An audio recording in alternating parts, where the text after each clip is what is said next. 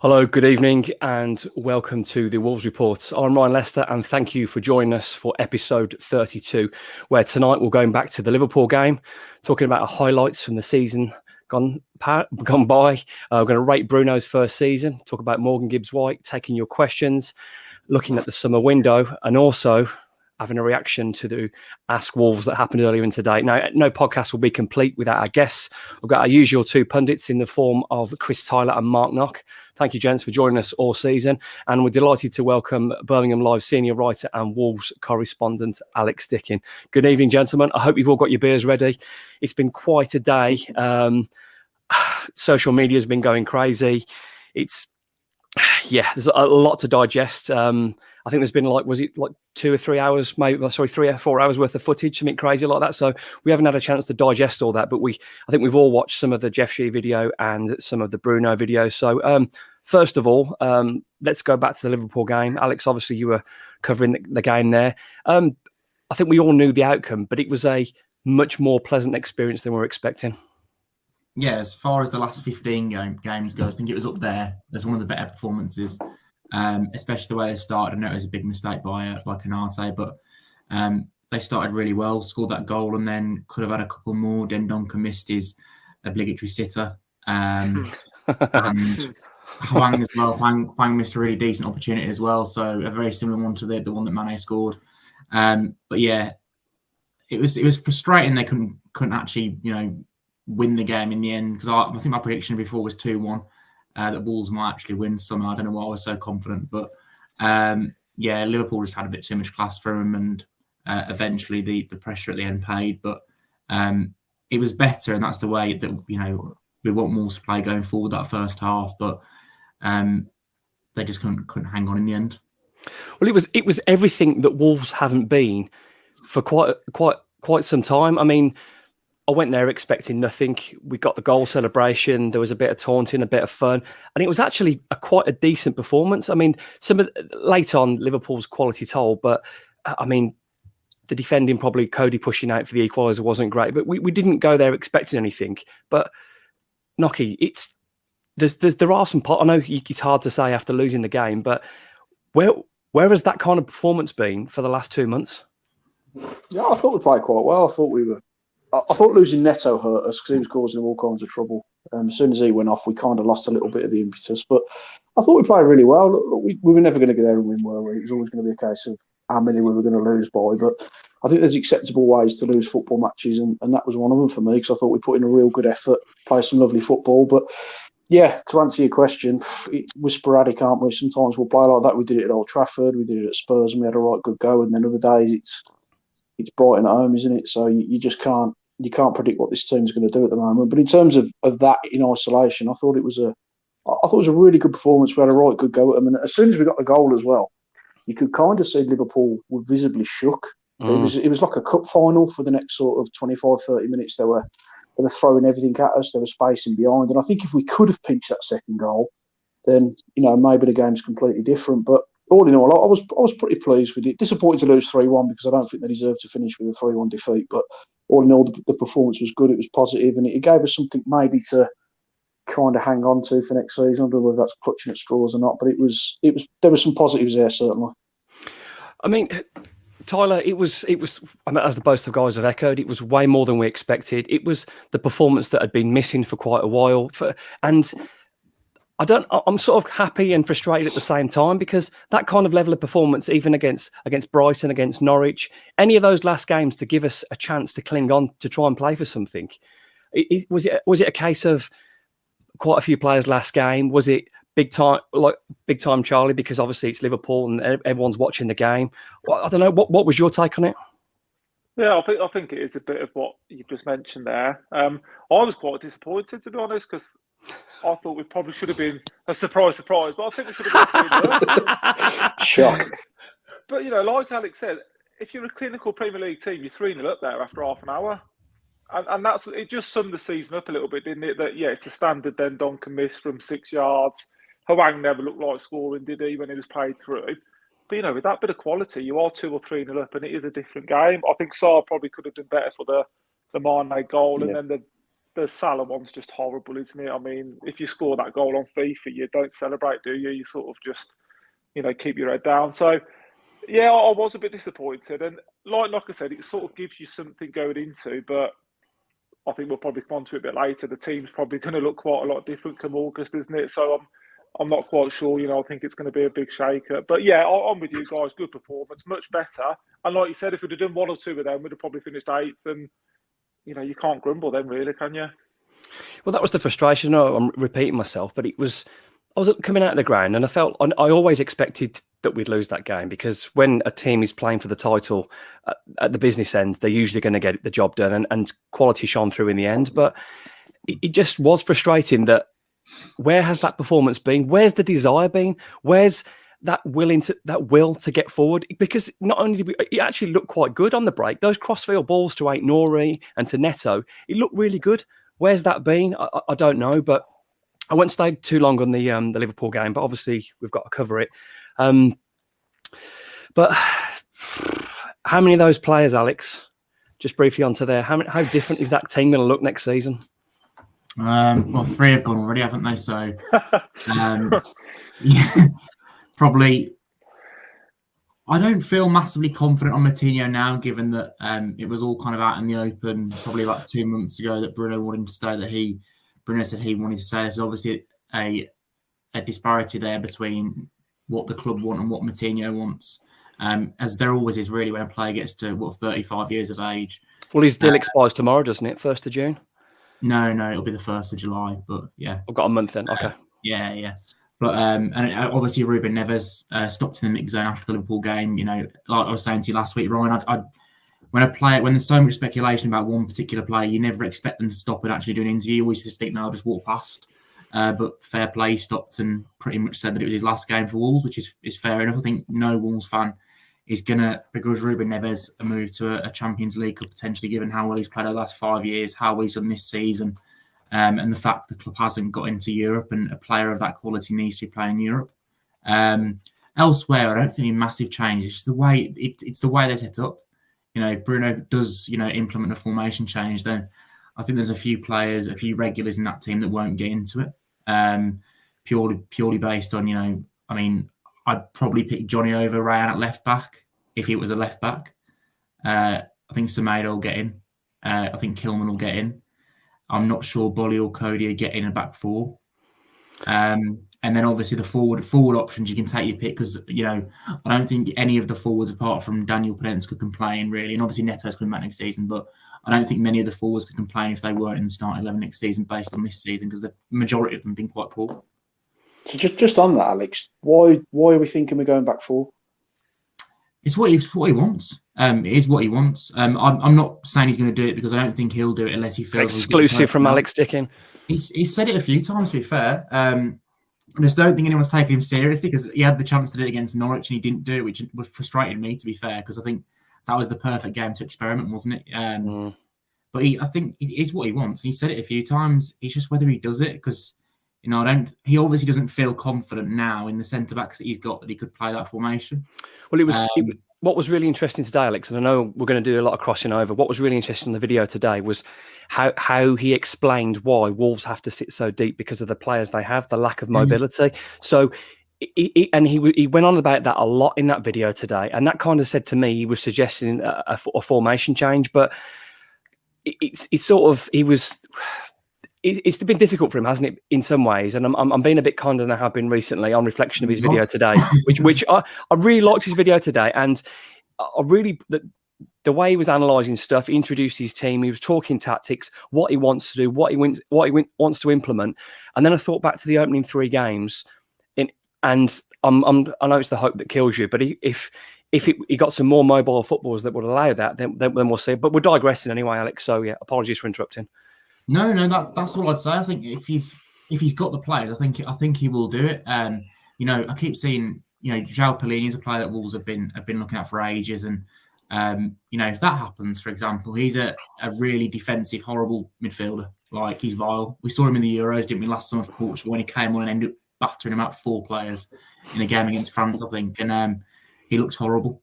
So I actually think someone like him, Knockerall love him. Knockerall absolutely love him. Producers all over the place. sit someone like that in front of a back four. I mean, he's not going to move all game. He's just going to defend and pass. I think that would allow Bruno to make a formation change, as long as there is, a more physically able centre back next to Kilman. I think the guy next to him's got to be, quite quick, good on the ball, and it's got to be a good player. It's got to be a good player. That's the thing. Yeah. Just a welcome to everybody. This is episode 32 and the season finale of the Wolves Report. I can see all your comments coming through. I'm trying to get them on the screen.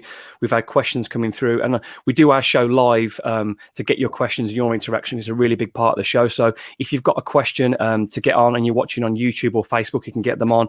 Twitter, you have to do in advance because I can't link them to the show. But if you can watch, if you're listening, obviously you're not going to see them, but if you are watching, you can see the comments on, keep them coming through, and we'll try and get them involved as much as the show.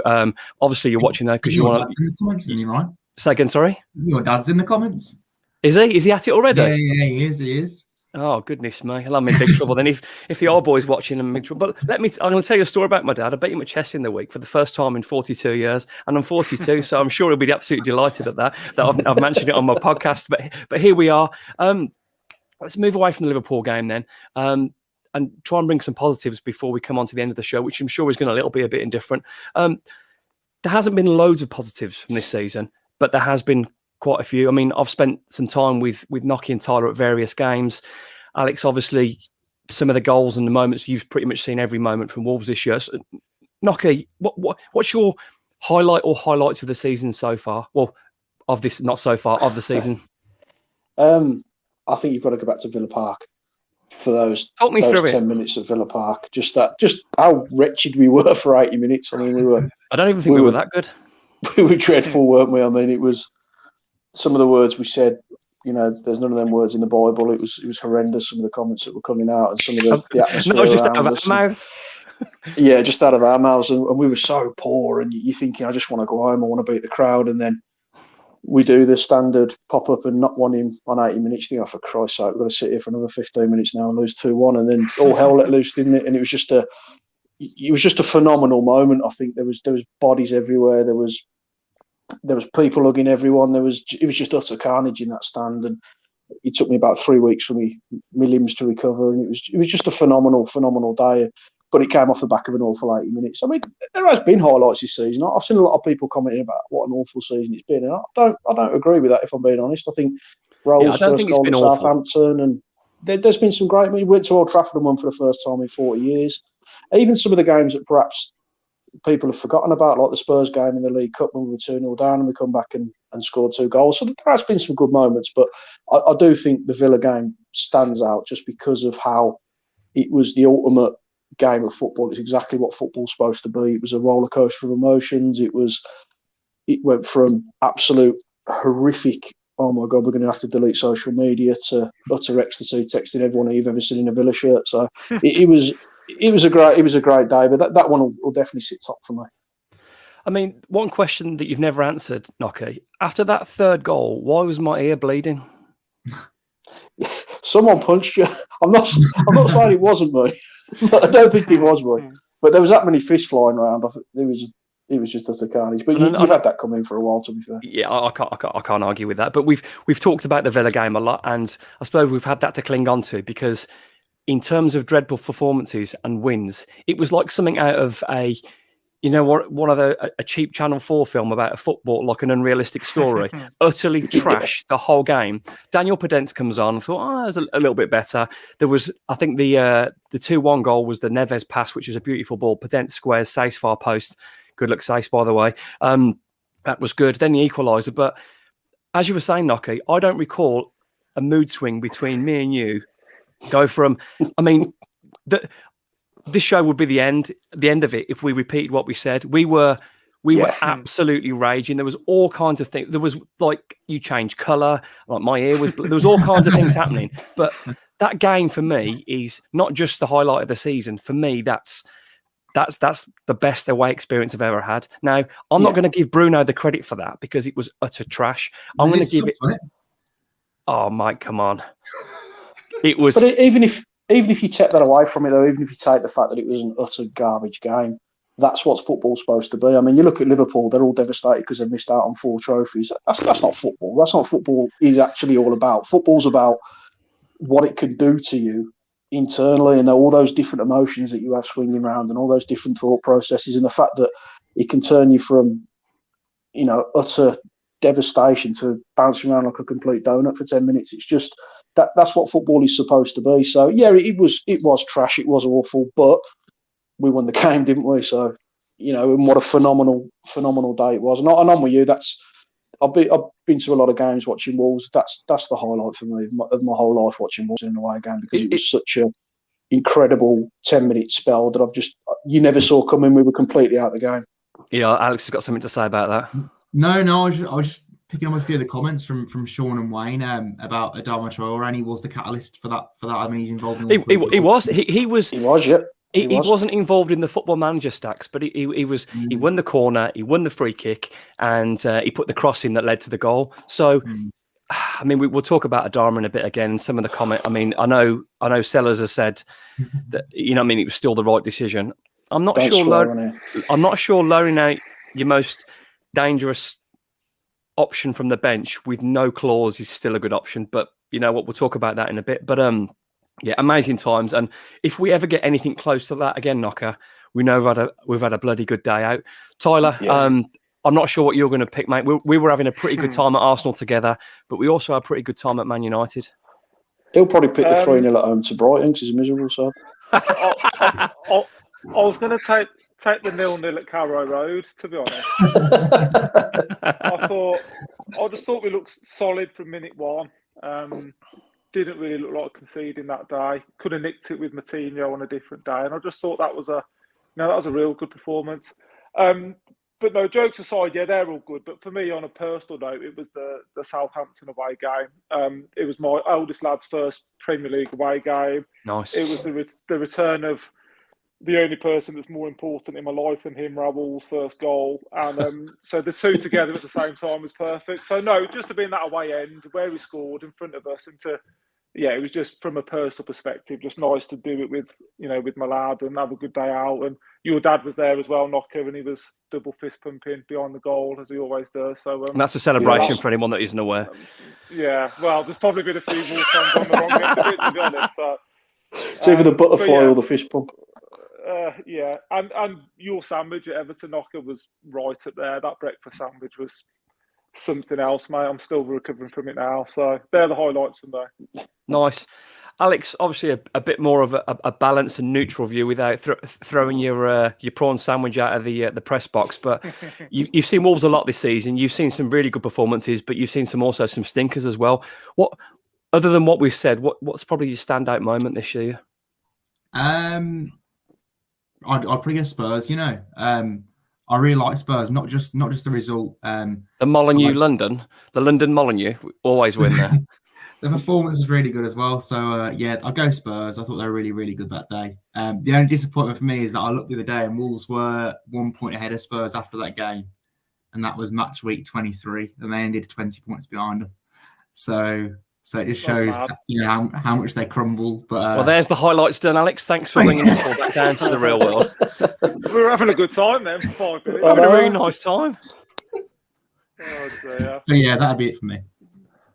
Back down with a bump. There's not just been those games as well. Tyler, we were there at Old Trafford. That was a pretty special day for me because growing up where we did, it was mainly amongst Villa and Blues, but it was still Man United, the Cantona, Sharp, Giggs team, that era. They were just dominating, and they were a team that we've only ever seen at Old Trafford, win a European Cup, multiple Premier Leagues. For us to go and win there was only ever sort of something like a dream. But not only did we go and win at Old Trafford, we thoroughly deserved it. That performance, Jan Moutinho scores every year at Old Trafford at the end of the pitch, is what he does. But that performance at Old Trafford, that first half, I said to you, we weren't winning at half time. We're like, how are we not winning this game? Surely United are better. Surely Ronaldo is better than this. But you must have looked at that away end on the right hand side of you, Alex, from the press box. That must have looked pretty special when that goal went in. Or was you celebrating yourself? Right, no, they were great scenes, to be fair, as well. After the game, actually, that might be my moment of the season. After the game, when Bruno goes over to the away fans, and I thought the celebrations are unreal. And then I think he came into the press straight afterwards. I bet he was bouncing, wasn't he? Oh yeah, he was. And then right at the end, he started defending Jeff Shee because that was obviously the start of the window when everyone was kicking off that. Yeah, it was January. And things. He's not done you any favours winning at Old Trafford when you want to spend some money, has it? No. Then he just came out with those comments. But yeah, that game was class. There's been a lot, to be fair. I mean, up until the last 14, 15 games, I know that is a big chunk of the season, but up until third of the season, isn't it? Over a third of the season, Alex. It was really good. Like, I think that United game was when we first probably started to believe that Europe was actually. Hang on a minute, we've got a chance here. Because it was just after Christmas. It was the bank holiday Monday, wasn't it? And like you said, we went there. We won convincingly. Although it wasn't just a win. We bossed that game. That first half, I think Semedo on the right hand side, he was unplayable. But still can't shoot. But yeah, he did all right. Yeah, he got into some great positions. I mean, Pedence played well. Fabio's cameo came on. Adama's cameo. It was just we looked a team that were going places. No, granted, it's probably the weakest Man United team of a generation of our lifetimes watching football. But you've still gone to Old Trafford and won, dominated, and thought, where are we going from here? So, again, Alex, I mean, I'd hate to think, looking then, how close we were to Man United then. We must have been pretty close. I mean, I'm not asking you to tell me now. That's a bit of a harsh one to tell me where, but we couldn't have been far off. Yeah. I think they would have been in the mix of top four. Well, actually, then again, it was that run when it started there, wasn't it? I think it started with the Chelsea draw, didn't it? And then they won 5 after that, I think. Won 5-6 around that time. And the United game was one of them, including Southampton, then Brentford as well. So it was around that time in January he started to think they could get in there. And then I remember actually when they came back after that winter break in February, and Bruno kept talking and he kept saying that, now's the time to kind of kick on, and he started challenging the players, and then they just absolutely balled it. So Go on, Tyler. No, I was just saying, just a quick one on Man U, Ryan. Wasn't your era more sort of Bobby Charlton, George Best? Don't be fooled by the greys, mate. I have to listen to you two on WhatsApp all day long, mate. Social media's made my face look like this. If you're 42, son, I'm not ginger. Do you know what I mean? But anyway. Wow, he's vegan though, and he doesn't get any nutrients. Boys, here we go. Absolutely no need for this. This is the happy bit of the show, and you're ripping the boss. Oh, thanks, boys. Yeah, that's one of the highlights, sir. Oh, thanks. You won't get any highlights, will you? Anyway, so quite a few. Well, we talked about the main positives. Then, I mean, other positives, player positives. I'll start with this one because it's the easiest one to go. Jose Sarr, an absolute, and you've got to give Wolves credit, an absolutely first class bit of business to sell the old keeper, who I'm chuffed for Rui that won the Conference League. I'm chuffed for him that he's gotten that. But to swap him for Jose Sarr and make a profit, credit where credit's due, that's a fantastic bit of business. I know Wolves are probably finished 10th because of him, because his middle season form was superhuman. He was performing. His XG stats and whatever were just ridiculous. Some of the performances and saves were like, I know you used to play in goal a bit and you like your goalkeepers, don't you, Tyler? But I've never seen a Wolves keeper. I mean, I thought Matt Murray was good and I thought Rui's saving was good. But Jose Sarr's performance in that middle third of the season was as good as, not just seen from Wolves, but from any keeper. It was, the saves he was doing was absolutely ridiculous. So credit to Wolves on there. That's a good bit of business. So not including others, but Nocky, who's your highlight of the season in terms of player-wise? And you can't all pick the same one, by the way. No, obviously Sarr's up there because he's everything you want in a keeper. He's erratic, he's balmy, and he's a great shot stopper. So he's up there. I think Max Kilman as well. I think he really came of age this year. I thought he had a really, really good season. And I think in glimpses, Silva as well. Because I know he didn't get a lot of opportunities, but he did. There was moments there where he started to look like a player. So I think that gives us maybe something to hold on to for next season. But I think Kilman was superb. I thought he had a really, really good season. And it's just a shame he got injured towards the end of it because I think he may well have made this Nations League call up if he'd have stayed fit. But it will come one day, I'm pretty sure of that. It's the old saying, isn't it? You don't know what you've got until it's gone. You know what I mean? And the loss of Kilman, I mean, I think the loss of Semedo hurt Kilman, but then Kilman going as well. So and then that started to hurt Cody's form a little bit as well. But Max Kilman's emergence this season was nothing short of phenomenal. And like you said, I think that England call will happen. It's a shame he didn't get in the summer because he didn't have a chance to show himself. But in terms of composed, big, strong centre-backs, there's absolutely no reason that the guy cannot be in the England squad. So, yeah, a great find and a great bit of coaching and a bit of confidence from Bruno. Tyler, other than what we've mentioned, who have you liked the look of this year? I mean, Neves is the obvious one. I think he's had games where he's been... Alex has got no one left now. No, but I was going to say, Alex can have them. I suppose a few left field shouts, and obviously he only played half a dozen or so games, but Toto Gomez really impressed me, especially at home to Norwich. I thought, the looks of player there. He looks quick. 5 games he's given him player of the season. That's fantastic. No, I'm trying to think of someone else without the obvious candidates, and I think he's come in, and if he sort of started next season in the back three, I don't think many Wolves fans would have too much of a problem. And has it made the Saïss decision a bit easier to swallow because there might be a left centre back, coming through? So yeah, going a bit left field, I say he's impressed me with half a dozen or so games, but for me, Neves was imperious at times. I thought some of the games he was pre knee injury, genuinely out of this world. Neves was out of this world, wasn't he? He was peak Neves. And again, and I keep saying it every show, the more attacking Wolves played, the more we got out of Neves. The passing, he was like running the midfield, like he did at Old Trafford that first half. There was, like he did away at Spurs had to make a change after 25 minutes to put an extra man in midfield because Ruben Neves was ruining Spurs at White Hart Lane. Yeah, fantastic. One thing about Gomez I like is, of all the defenders, he looks like he wants to defend. He's probably aggressive. Yeah. I would say he's probably. I'm not saying Saïss's his distribution is amazing, but I think he's a little bit more erratic in terms of he probably isn't as got as natural a footballing left foot as Saïss has. Saïss can clip a ball, but it's not always consistent. Whereas Gomez is probably a little bit more limited, but he looks like more of a defender. I mean, I thought at Anfield, I thought he played really well. Yeah. Positionally, he needs work though, doesn't he? He doesn't need work positionally. He does tend to get caught out. And I know that we're saying Cody stepped up when he shouldn't have stepped up, but for me, Gomez probably should have stepped up with him. But I mean, I suppose that will come with experience, and that will come with working more with the team in pre-season. Just drifting away, Knocker, with that one. There's absolutely no way I'm blaming Gomez. If you're the sweeper and you're rushing out,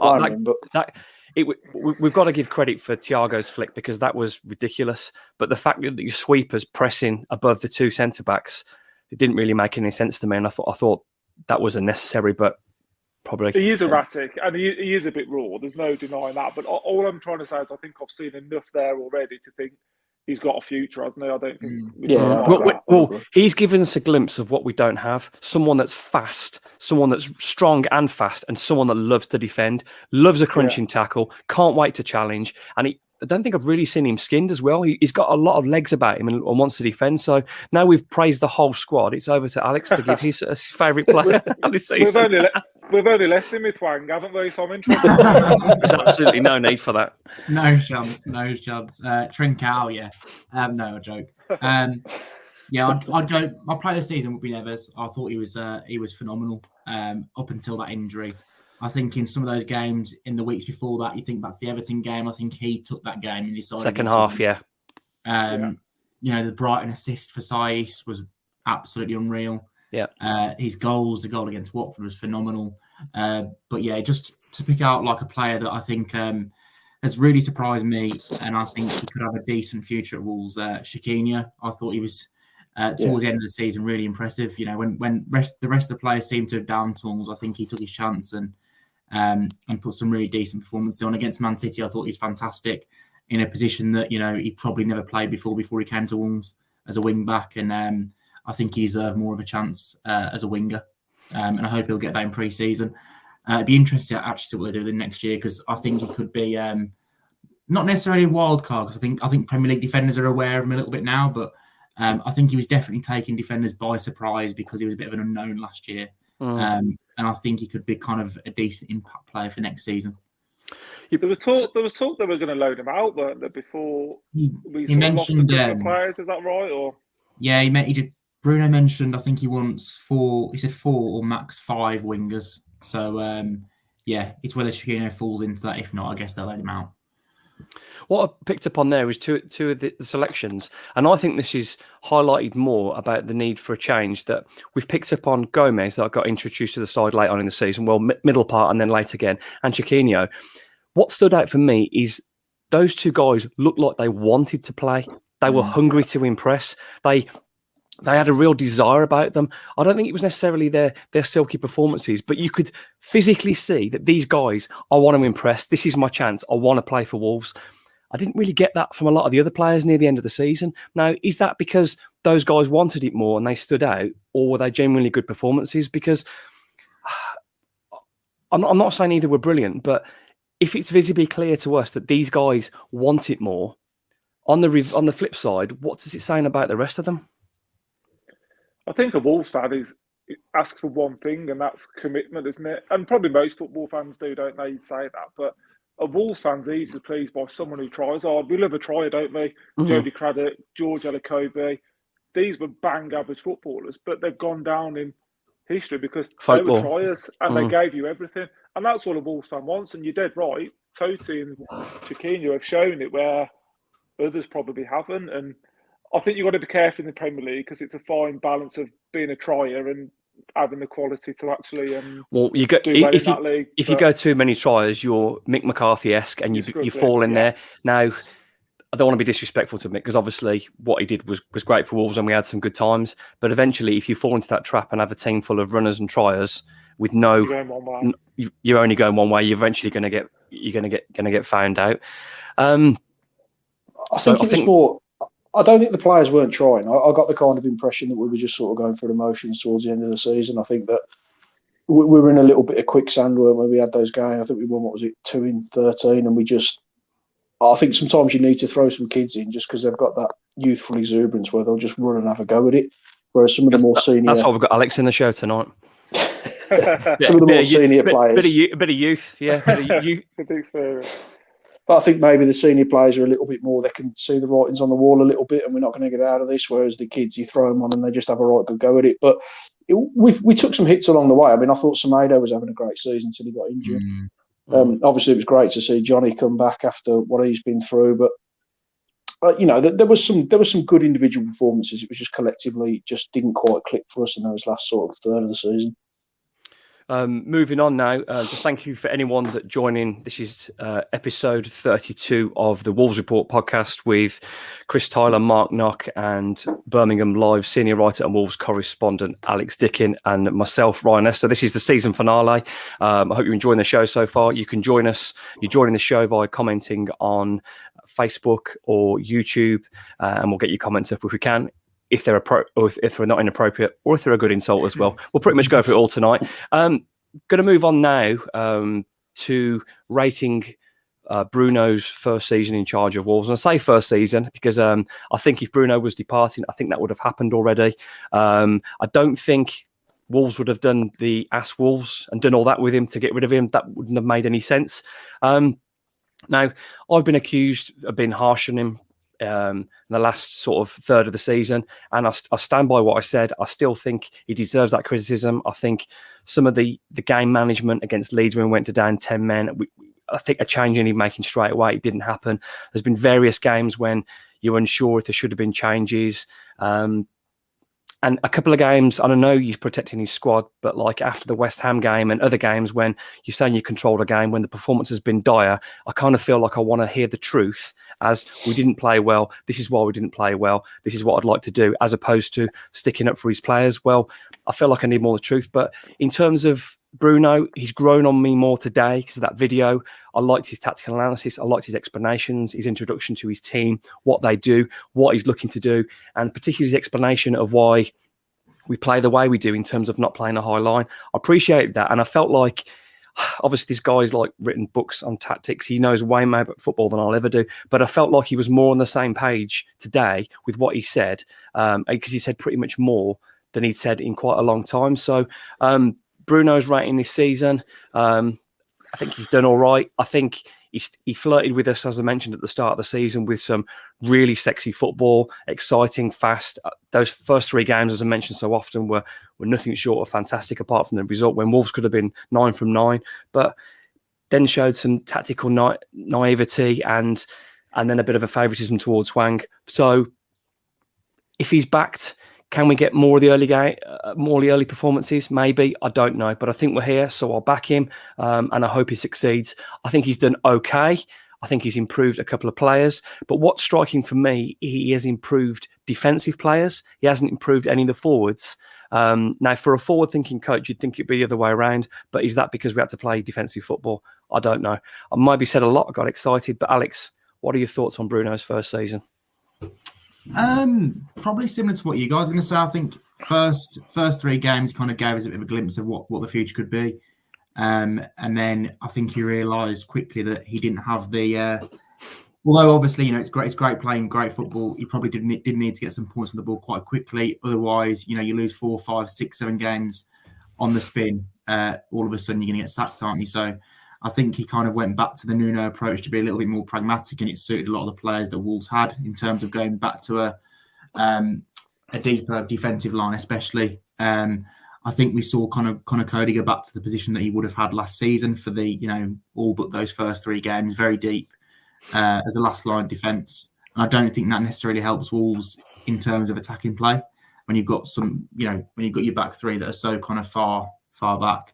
But I think there are so many players, and if we take the last 2 months out of it, there are so many players that I would have said Bruno improved throughout the season. You look at Ruben Neves, was way better than he was the previous season. Any season, actually, I think this is his best season for Wolves. João Moutinho is better than last season. I think some of the football Moutinho played this season was better than he played in 18-19 as well for me. Big shout out, yeah. His football, I think he controlled games a little bit better back then. I think he was fantastic in a different way under Nuno. Conor Cody played very well for 2/3 this season. Max Kiln was absolutely phenomenal for pretty much all of it that he played. Obviously, Jose Sá. There are so many players that improved. Again, the forward line didn't. The forward line cost Wolves. So I think it's a manager who deserves a little bit of backing. Whether he's going to get that, we'll come on to the comments later. The comments from Jeff Shee later. But I think it's a manager who's kind of shown that he's got the potential to do well with this team if he gets, a little bit of help from the owners. So I'd probably give him a 6 or a 7, and probably give him a 7 because I think some of the football was decent and it was a marked improvement on the previous season. Although I think it was only 6 points in the end, they got more. But you'd probably say Jose Sá is a big reason for that. But yeah, it was decent first season. Agree much to that. Tyler, how would you rate Bruno's first season? Close your ears, everybody. No, it's not going to be as bad as you think. I think on reflection, now you sort of calm down a little bit. I'm similar with Alex, but I'm probably a glass half empty kind of guy, so I'll probably go for a 6. I think whichever way you look at it, would you like the manager to back his principles and back what he wants to do? And I think in an ideal world, yes, you would. But like Alex said, if he'd have lost 5 or 6, he's going to get the sack, and then he's probably never going to work in English football again. I don't think we can judge the guy properly until he's been given the tools to do his job. Nuno was given that, wasn't he? He was given the players to sign from the Championship days and build his team and build his style and do it. Bruno hasn't been given that, so I don't think we can really fully judge him. As we've said, if we'd have all said at the start of the season Wolves are going to finish 10th, they're going to be flirting with Europe, we'd all have taken it. So when you take that step back now and think, well, you know what, in hindsight, it's probably not been a bad season. We're probably 2 or 3 wins away from, a tremendous season, aren't we? So I think we can't properly judge him until he's given a pre-season, he's given some funds, he's given his players. Will he get that? Like Alex says, who knows? So for me, it's probably, I'll go 6.5. I'll be a bit more positive, but we'd have taken it, wouldn't we? We'd have taken 10th and, having some good days like you mentioned at the start, Ryan. Nocky, we often say we save the best till last, but this is not the case. Nocky, what's your opinion on the season, Bruno's season? Oh, that's a bit. That's a great start, that isn't it? I think he's done well. If I'm being honest, I think he's done well. He came in. We had a conversation about where we thought we'd finish. None of us said top 10 because I think it looked a long way off for us at that point. He wasn't backed in the market. He's still using Nuno's team and trying to bring in a new style of play with players who aren't set up to do that. He wasn't backed in January, even though he was relatively vocal about needing more players in. we suffered a lot of injuries as well along the way. So for me, I think he's done a good job. There has been errors along the way, but you've got to take the season as a whole. And the table doesn't lie after 38 games, does it? So if we finish top 10, we deserve to finish top 10. So for me, I think 7 out of 10. I think he's done a good job. I want to see him backed. I think next year is going to be a hell of a challenge, especially without Neves in that side. But I think he's got to be given an opportunity, and he's earned that right, I think, with some of the performances. And like we say, you look at the money that Villa have spent, you look at the money that Everton have spent, and they finished below us, and we stayed in the top 10, didn't we? And we were only, a daft performance against Norwich away from getting 8th and being in the mix for 5th or 6th. So all in all, yeah, I'm pretty pleased with what he's done. Yeah, I think. Overall, and this is one of the reasons why I know there's a few other podcasts going on and people were talking, and today's probably not helped the mood a little bit, but it's nice to give it a week or so to reflect on what's actually happened. And I think the mood was down on the fan base because it ended so badly, and it felt like a massively missed opportunity when West Ham would keep faltering week in, week out, and then we'd falter, and it became more and more frustrating. And then the performances just died off. So there is still a concern for me in terms of motivation and some of the tactics and subs. However, like I said, thinking about it, it isn't fully his team. I didn't think he'd be here next season. That probably looks like I'm happy to be wrong on that, and I'll fully back him to succeed. Hopefully, I think this next window is more about in terms of the type of player, and I think he'll be looking. We'll see. I think we'll see a lot more movement and pace through the middle, which we might not probably see as talented players as we've got, but I think we'll see the type of player that will allow Wolves to play a more mobile game. I don't know that. That's just my guesswork, to be honest, but I don't see like for likes coming in. I think the midfield will be a lot more mobile, particularly one of the players. I can't imagine them having two holders again. But let's see. I mean, they're overall good scores, but I think that's It'd be fair. more mobiles than if me and Nokia were in it. Crikey. That is one of the things, though, Ryan, that I think is going to be big, the midfield, because you've got those two. I don't think he trusts those two to protect the back four. They're brilliant players, but I don't think you'd want Neves in the team. Well, you're not going to particularly combative. They're not going to be able to track a 10 running through, are they? If someone's bursting through, neither of them are going to. I mean, they can run all day, but it's just how quick they go. What you want is a big lump called João Palhinha there who's just going to stand there and knock him out when he gets. Nocky's going to absolutely love João Palhinha if he comes. He's going to absolutely love it. He get it tattooed on his neck and everything. I'm already excited. It's a good job the camera's quite high. I want to say bring the mood down, but that's unfair. I want to talk now about the situation with Morgan Gibbs-White. Now, obviously, I know Nocky and Tyler like to mock me because obviously I've criticised Morgan Gibbs-White, who has had a great season in the Championship. He's gone and done exactly what he should have done. He showcased his skills off. He scored some goals, got some assists, kind on the eye, got lots of plaudits from press, players, and he's had a great season and good luck to him. The plan, however, was for him to have a season and then to come back to Wolves. However, if you're to believe rumours now, Wolves are offering him a new deal. Bruno wants him to be there. It doesn't appear that will be the case. So we find ourselves in a bit of a predicament. Not quite the same as Adama, but it's similar in terms of 2 years left on his contract. Is this a positive problem? Do we convince him to stay if he doesn't want to play? Do we cash in? Nocky, we'll start with you on this one. If he doesn't want to play, then you've got to get rid, haven't you? I mean, there's no point carrying a player who doesn't want to be at the club. For me, I want him to stay. I think sending him to the Championship did exactly what we wanted it to do. He looks up and ready now, doesn't he, to walk into the team and make an impact. But he looks like he's ready, doesn't he? That was why we sent him off. He had a fantastic season at Sheffield United. He won Player of the Season. Did some great stuff. And we've said it before, if he was a Championship player that wasn't aligned to Wolves, you'd want Wolves to go and sign him because that's the sort of player we should be going and signing him. But if he doesn't want to play, then your hands are tied, really. If that's the case, we need to sell now because his stock is high. If we leave it another season, the contract runs down if we loan him out.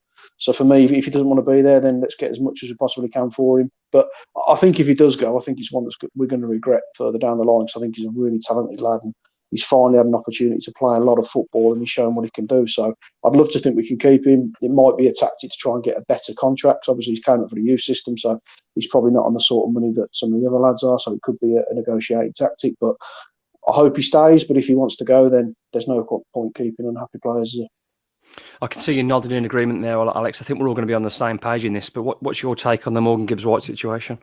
See, about a week ago, I was thinking that his stock, as far as Wolves go, probably isn't going to get much higher in terms of I could see him coming back to Wolves. They don't necessarily, build the value of attacking players because they don't, attacking players in Wolves' team don't get great numbers. So I was thinking now might be a decent time to sell him, if providing that obviously, if he wasn't going to be a guaranteed starter next season, which there are no guarantees that he will be. Bruno said that he wants to in pre-season. That's not a guaranteed starting place. Wolves have got more established players in those positions. Daniel Podence, if they went to a player 10, then I'd imagine Podence to be further ahead than Gibbs-White. But I really like the look of him, what he's done this season. I think he looks really good. And he's shown kind of the form consistently. He showed towards the end of last season when he was getting little chances under Nuno. I remember when he played in the Brighton game, I think he played really well. A few of the games where he looks really decent and should have got more chances second half of last season, to be honest. But I just wonder whether there's been kind of too much water under the bridge there and that a lot's gone on. And I think Gibbs-White would have been massively disappointed with the way last season when he was called back with the idea of playing games. And that did stunt his development for 6 months again. And Nuno didn't let him go out a season before that. So he essentially just sat on the bench for 2-3 years and didn't play much football. So Steve Cooper at Nottingham Forest had him before at Swansea, obviously coached him in the England under-17s. I think Gibbs-White before the Sheffield United Forest playoff semi-final said, that he still keeps in contact with him, that obviously he rates him really high and, massive influence in his career. So that one I could potentially see. I don't think he gets Southampton or Leeds, but yeah, Nottingham Forest is somewhere where I could see him going if they could front up the money. And if it is something like 20 million for a player, if he does want to leave, then I think that's it's fairly decent business, I think. Yeah, Tyler, I don't know if you're going to say the same thing now, but we had a conversation on WhatsApp about this as we do most days about Wolves, and we talked about. It depends what formation we play, whether you keep Gibbs-White. So yeah. I'll lead you into that, mate. Yeah, we were having a chat with me about who you might see going, and I think if Wolves play 3-4-3 and keep the formation we do now, I don't see any reason to keep him, to be honest. If you did go to a 4-2-3-1 and you wanted maybe legs in a 10 and you wanted someone who could pick the ball up and carry it and drive forward, you keep him. It's that simple, But you boys have hit the nail on the head. I've got a feeling that he doesn't want to play for Wolves. So if you don't want to play for Wolves and you don't want to be here, you've got to cash in, haven't you? I'm probably being a bit greedy in saying I think I'd like 25 million because I think young English players, if he played for anybody else, they wouldn't be asking for 20 million. Well, it's not. Wolves tend to sort of go in a bit cheap, don't we? But he's a £25 million player, and anyone's looked for him. A year ago, Villa signed Buendia for nearly 40 million. Yes, exactly. Buendia's, I think he's older, but his numbers were better. I think he'd scored 20 goals and had about 18 and 19 assists. However, we're talking about an English player that everyone's talking that everyone's talking about. For me, I know he hasn't really done much in the Premier League. Not a lot really there. But if Wolves got 20 million, I'd want a sell on as well. I'd want 20% sell on. I think, and Forest are going to have money to spend. I think the guy that owns Forest is quite wealthy, so I don't imagine they're going to throw crazy money. But as a marquee signing for Forest, under a manager that he blossomed under for the under-17s and played for him at Swansea as well, I mean that makes sense. However, and I know I've criticised him in the past. If he was to sign a new deal, come and succeed and do brilliant at Wolves, that'd be great because it'd be for the benefit of Wolves. But there's no official. I'm with Docker that I think it's one that we would regret. I think he'd sell and I think he'd go on and I think he would kick What on. do we do though if he won't sign? No, I agree. And the other thing I said, it's such a Wolves thing to do, isn't it? We're probably all a bit glass half empty how the season's finished. Forest, Southampton, Leeds, the teams mentioned they're in and around us. Are you going to want to sell an asset to a team that's probably going to be in and around you and challenging at the same area of the table? That's the other thing I think we need to be wary of. If he does go and he flies, and like I said on the text, if he'd have played the games that the other forwards would have played this season, there's no way his numbers, as people call it, would have been any worse than anybody else's. So I think we've got to be careful. I think it's a real a real tough decision. But I think it boils down to him, like you said, guys. If he doesn't want to be here, then he's probably got to be sold. But will Wolves now be thinking, because obviously the absolute madness of loaning Adama out with no agreement, I know he's got another year on his deal, but can we afford to let it run down to that situation again and be stung again? I think we have to take the emotion out of it. And if there's a player that doesn't want to play for Wolves, we're in charge of the situation here. If the player wants to leave, he's got 2 years on his deal. Forest want him. Forest are going to have to pay for him. If I think 20 million is very fair, I'd take 20, and I want 20-25% sell on as well. And because of his stock now, I think Forest would do if he wanted to join Forest, I think they'd do whatever it took to get him. I mean, if you're a promoted side and you could get Gibbs-White, most teams would take him, wouldn't they? I mean, we're supposed to have bigger aspirations than a promoted team. We take him. Small time. We take it, but what do we do? Time, if he doesn't want to be here and then he doesn't get minutes, as Alex said, we're starting to think like Jeff Shear, aren't we? About the business. His stock's going to drop though, but we have to look at it that way, because we have to try and think that way as well, because that's how they're going to look at it. No other club would be doing it. No other club would be doing it, Ryan, in our position. A well-established 3 or 4 years in the Premier League. Name another club that would be doing what we're doing. A young English talent. That is true. No other club would do it. It's just a Wolvesy thing to do. But why does he want to go? It's like, why would Leicester have sold Maddison after a season? I didn't sell Maddison, mate. They wouldn't think of it, though, would they? And he's probably the next one I can think of that age in this English that came through after a good season, and we're about to sell him to someone. Yeah, I honestly think, like Sean has said in the comments, extend or sell. I think there's no point letting it drag on to an Adama situation again. If he doesn't extend his contract, this summer, I'd look to sell. But why wouldn't he want to extend his contract? I mean, why wouldn't he want to play for Wolves? I mean, is it a case of he wants assurances? Is it a case the history in it? There was. I think there was a lot of stuff, wasn't there, that I've seen and read. I know a lot of fans gave him stick, didn't they, a couple of years ago, and there was all the kind of stuff being messed about with the loans. Well, let's. He hasn't helped. He hasn't helped. To be fair, he hasn't helped himself in a couple of situations. He went out during lockdown. That didn't help himself. It was alleged there was some other discipline issues amongst other players. Yeah, but Grealish did that and got £100 million move, didn't he? I mean, I don't think you can take that into context. He's not Jack Grealish, mate. No, I'm not saying he is, but we can't penalise him for that. For me, if he doesn't want to play, that's But if he doesn't want to play, that's fine. But I do think before we commit to selling him, there should be having I'm sure they will, having a conversation with him just to see if it can be worked out. Because, like Chris has said, no other club would sell a player like that at the moment who could really benefit our team by being in it. So if there's a chance of a conversation, we try and rectify it, we try and see if we can get it sorted and put him on proper money and give him assurances around football, maybe he will want to stay with us then. Wolves haven't got that player, that 10 who can actually score goals and get assists, have they? Exactly, yeah. They haven't got a goal scoring number 10. I mean, Podence, I love Podence. I think he's a fantastic player. I was going to mention him in that in the players, that we've been impressed with this season earlier, but he doesn't get numbers. That's a problem. He's got like 2 goals, 3 assists in the league this season. But again, Alex, none of them lot will more than 6 goals. Yeah, but just to play devil's advocate here, guys, we have played most of the time defensive football. And we've seen our best football and our best performances from our talented players when we play attacking football. Would these players get better numbers? Surely, naturally, they will get better numbers if you're playing attacking football because you would create more. So it's hard for players like... I mean, I do feel sorry for Raul to a certain extent. What do we create for him? He's absolutely living off scraps. I will say that about Raul. I really feel sorry for him in the second half of the season because I think he has lived off scraps, but... First half of the season, I think 10, 15 games, he was getting loads of chances and he was missing them. I can think back we miss a lot, don't we? We miss a lot. 5 clear, simple headers that he missed. I can think of other ones as well. So I think the numbers have stank for the last 2.5 seasons, probably. Let's be honest, it's not this season. The last season was as bad. So I think are the players not as good as we make them out to be potentially as well? I think some of them are living off the first 2 seasons in the Premier, I think, aren't they? Yeah.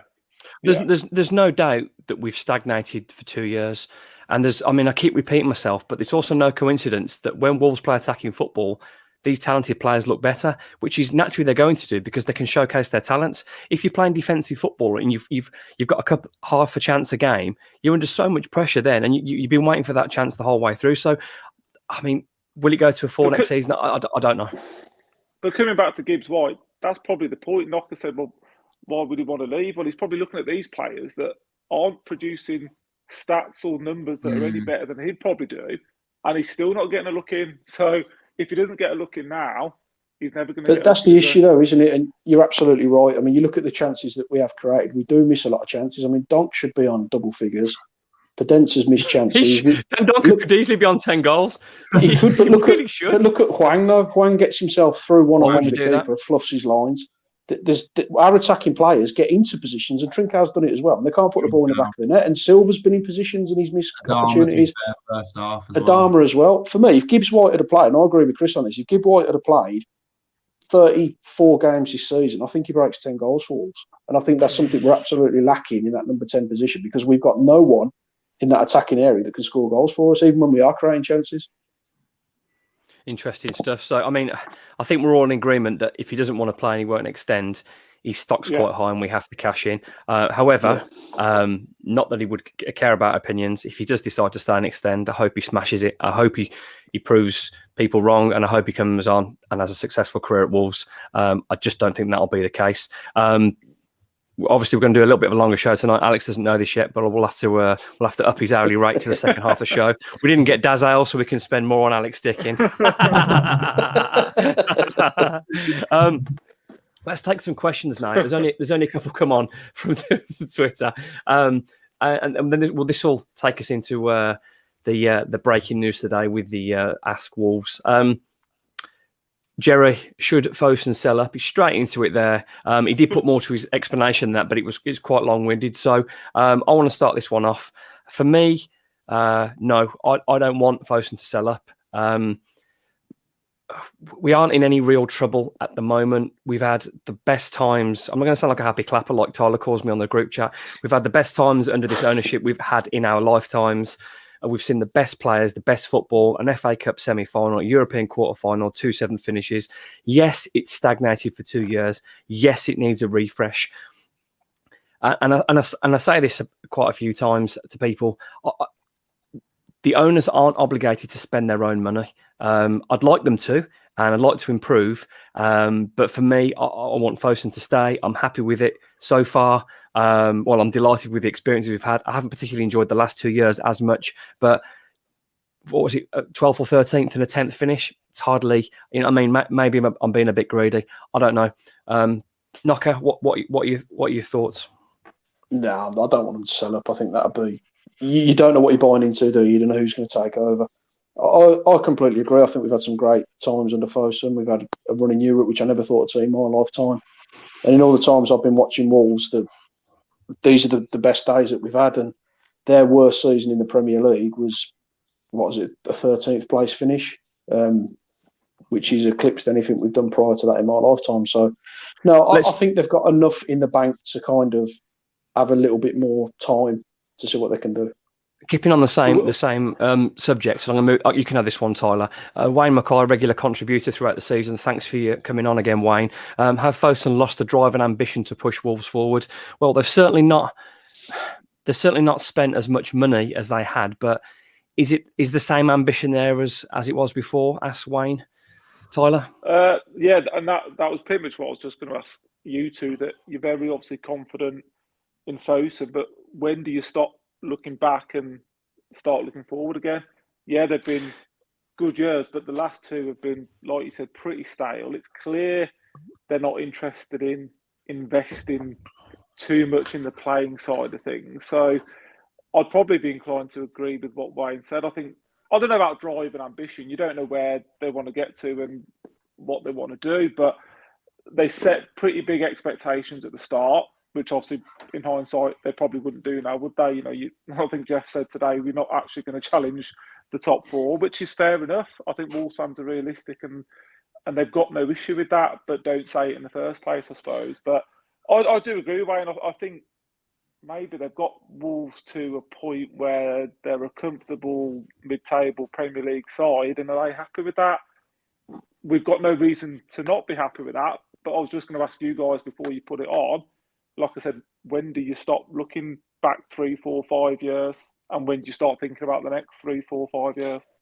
But I think when we have a disastrous season, that's when you start looking, isn't it? And it hasn't been a disaster yet. And I'll get your point, and I think you're But right. The horse was bolted then, though, wasn't it? You know, but you can't get rid on the anticipation that it might go pear-shaped next season. They've got enough stock in the bank for us to have a go at it. For me, I don't think Wayne's saying that. He's saying, have they lost the drive and the ambition? And I'd be inclined to. You can't really disagree with that statement. Looking at the last 2 years and 4 or 5 transfer windows, you can't disagree with that.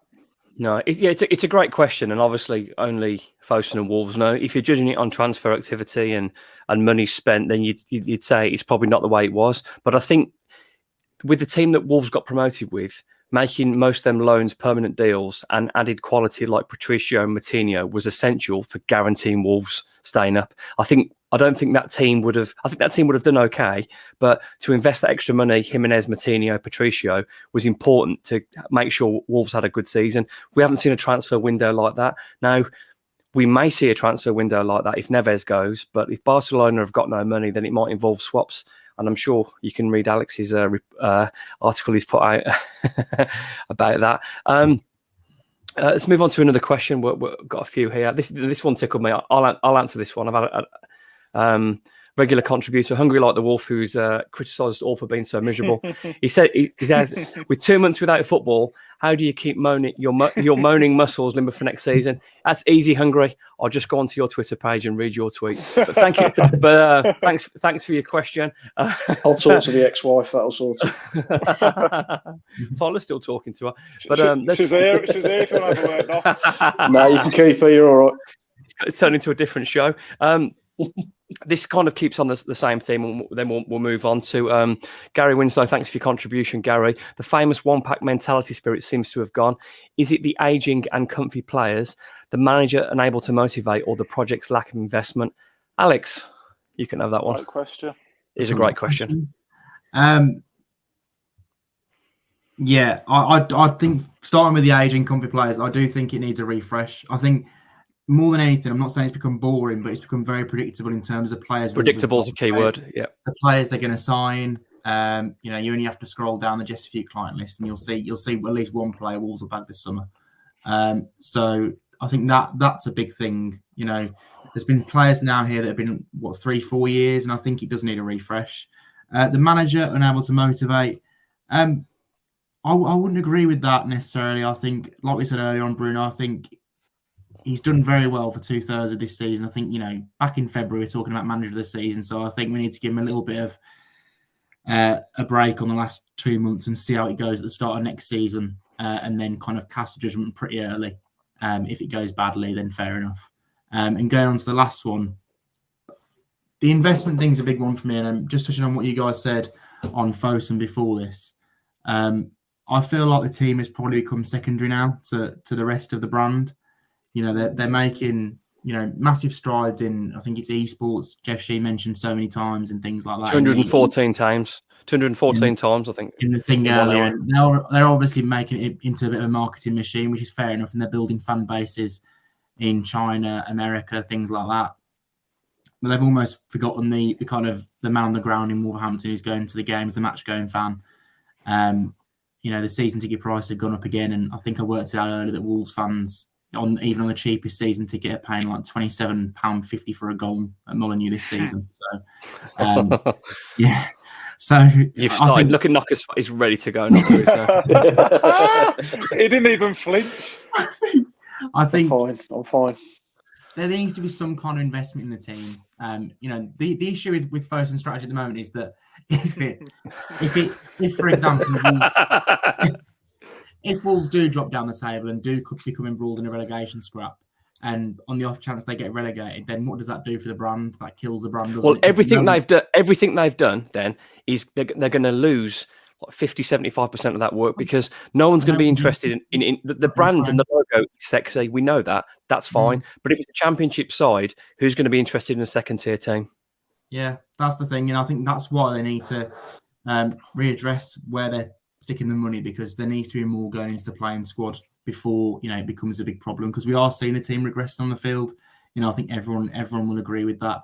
There needs to be, not clear out, but there does need to be a little bit of tweaking and quality added, because Wolves have been after a high quality defender for ever since 5 years, 4 or 5 years. Jesus Vallejo signed in 2019, Champions League with Jesus Vallejo, and they haven't got one. They've been after a midfielder for around the same time, but it's been the same with 3 midfielders we've seen being churned out every single week. And if the stuff about Dendoncker isn't potentially leaving, so all 3 of those could feasibly have left the club by the start of next season. So they need a new midfield, one that suits the way Bruno wants to play, and most importantly, now that the attack needs freshen up as well. So they need surgery all over the field, and someone's got to fund that. You can't just constantly be relying on selling players. There's 2 ways of looking at that, though, Alex. I mean, you could say, well, losing all those players, that's a big worry because they're big influential players. But a lot of those players haven't been great for a little while. So does it need a refresh? And if you embrace the refresh, that could be exciting, because new players, fresh energy, young, more legs in the team. And I don't think we've got a choice but to embrace it. Yes, I'm backing Bruno. I'm still a bit unsure, but you know what? I like what he said today, and I hope he does well. And some young, exciting players, and these 2 will absolutely slam me down in the group chat now for my positivity, calling me a happy clapper again. But that's fine. But I don't think we've got any choice but to embrace what's coming. If Wolves played 4-3-3 next season, or 4-2-3-1, whatever, had a go, conceded loads of. No, I'm not saying conceded loads of goals, because you don't want it to become Leeds, dear, and risk going down, but scored more goals. Gibbs-White played as a 10, scored 8 to 10 goals. They had a striker who managed to get 10 goals. They finished middle of the road. Similar results to this season. But it was fun. It was fun. It was good football. I think most fans will be quite happy. It's just the last 2 months have been soul destroying. And what happened before that? Some of it was quite good, yes. When you think back to those wins you mentioned earlier, Tottenham, Man United, things like that. There were a few wins at home as well before Christmas that were decent. But a lot of the football was very pragmatic. It wasn't fun. And that was what it was supposed to be this season. It was supposed to be more fun and kind of, moving away from that kind of Nuno style that almost bored us in the final season. But it quickly went back to that to get results. And I like most fans, I don't really want to see that anymore. I want to see him take a few more risks and actually, enjoy going to the games and scoring some goals for once. Well, the positive here, Alex, is you get paid to watch Wolves. We have to pay to watch Wolves. So $27.50 a goal. $27.50 a goal. I think the issue with the refresh, I've got no problem with the refresh. We know that players like Neves want to go, they want to move on, which is fine. But it's the timeline of the refresh, because I think if you're going to make the amount of changes that we're going to make, you want them deals to be done similar to the way Villa have done it. They've gone out early, got their business done. So by the time you get in for pre-season, everything's in place. If we go into a situation where we're at deadline day still scratching around for deals, and I think we're going to put ourselves in so much trouble in the early stage of the season. So if they're going to do this refresh, do it now, sell Neves now, get that deal done now, and don't try and penny pinch. Yeah, we can't have Ruben Neves coming back pre-season. Absolutely. Well, this is the issue, isn't it? Part of that is that they're obviously waiting for Neves to go before they go and then commit to signing players. And that's a big issue. Whereas a team like Villa, we can't work like that, can we? Players for big money. Well, we've got no choice. If that's our funds knocker, and we buy players, and it falls but we through, know he's going to go, don't we? We know he's going to go. So get those deals in place, because you know Neves is going to go. I think almost, because you've got so many teams. The teams that are interested in Neves now are just waiting for Wolves, because they know Wolves are desperate for this refresh. They're just waiting and waiting and waiting, hoping that Wolves will eventually take a reduced fee. I don't think Wolves will receive any money for Neves, and I think they'll get just a bunch of players from Barcelona. Which is a risk in itself, isn't it? Because they're not going to be players that potentially the manager wants. Yeah, it depends who they are, but I would take that. I mean, there's. But reading your article, but if you get 3 players of that caliber and quality, I'd take it all day long. It's not even 3 players that fit the system. 3 players that fit the system. We're talking about no problem. There's an attacking midfielder, a holding midfielder, and a centre back. The centre back got capped for Spain last summer. Ricky Puig, however you say his name, very talented, a little bit lightweight. He's like a young Martinez player. The holding midfielder, Alex, what's his name? He's the one they don't. Gonzalez, isn't it? Gonzalez. He's the one they don't want when they get rid of. But I believe he's the one. Well, you imagine he's the one we want because he's a holding midfielder. But If you got those three, I think you have to take it, and then you get your money from that deal, definitely. And you get your money then from Adama, and then you get your money from Gibbs-White as well. I've got another question here. Maybe not for you, Alex, but and we saw this one in the week, boys. So I don't know who's watching the podcast, but Kevin Blackman says certain members of the media feel you guys are a bit harsh on the manager. What are your views? It wasn't you, Alex. It definitely wasn't you. But thank you for all the various members of the media for watching our podcast. That's very kind of you, and I'm glad you're enjoying it. When push comes to shove, I'm just a bloke with a Twitter account and a podcast. I love Wolves. That's my main concern. I love Wolves. I'll always be honest and say what I see. Sometimes my passion may take over, but I do my best to articulate myself because I love my club.